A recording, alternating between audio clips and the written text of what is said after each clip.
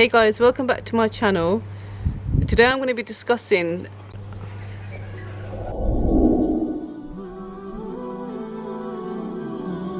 I'm making this video for sisters that are maybe struggling with their hijab, and I was also inspired by recent events of sisters taking their hijab off, and I just want to give my own perspective of what I think. Okay, first and foremost, I'm not here to judge anybody. This is my own opinions based on my own experiences in life. I've also got a guest here, Beal.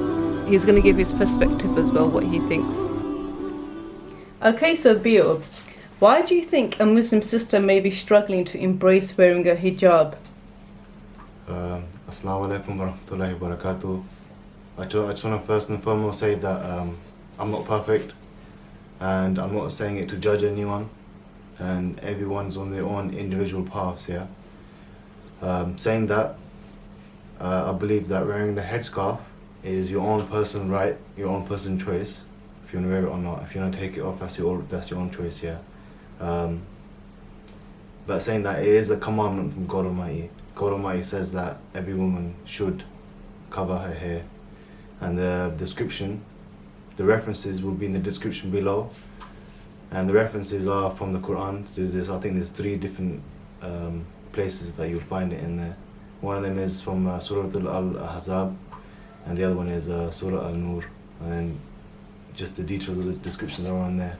Regarding the evidence that I provided, I was just paraphrasing when I've just briefly touched on what the evidence is, which is God Almighty commands every woman that she should cover herself.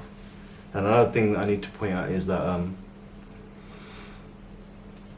people get mixed up between what the hijab is and what khimar is, because hijab, the root word of hijab means, in Arabic, means to cover, so to cover yourself.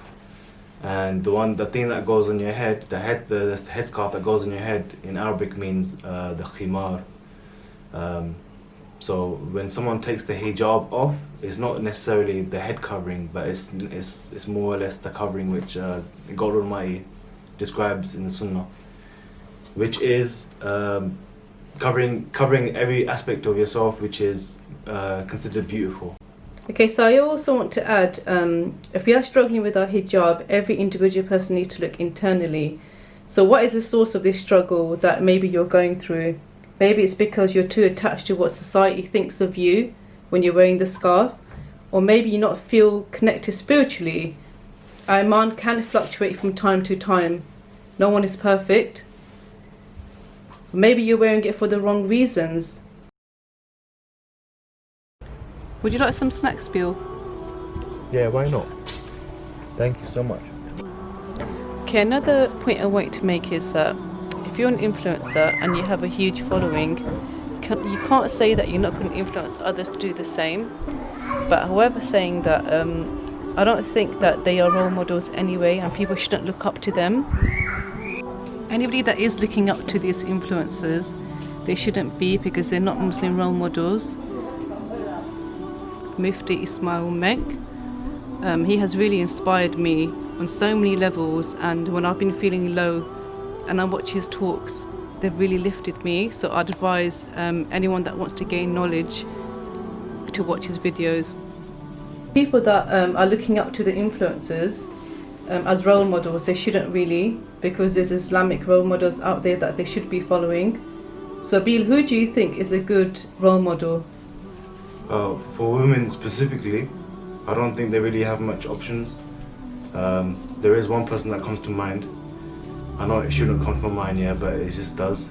But the one that does come to mind is like a woman called Yasmin Mogdad. I'm sorry if I pronounce your name wrong here, but just in the description I'll make sure it's spelled correctly, yeah. But that's the one person that comes to mind. But besides that, there's nobody else. And then in terms of the guys, they have a vast array of examples that they can follow. I'm not going to mention the names now, but my sister can mention the males that have kind of inspired her, the influential speakers. One of the people that she listens to is Mufti Mink. Okay, so I'm going to end this video now.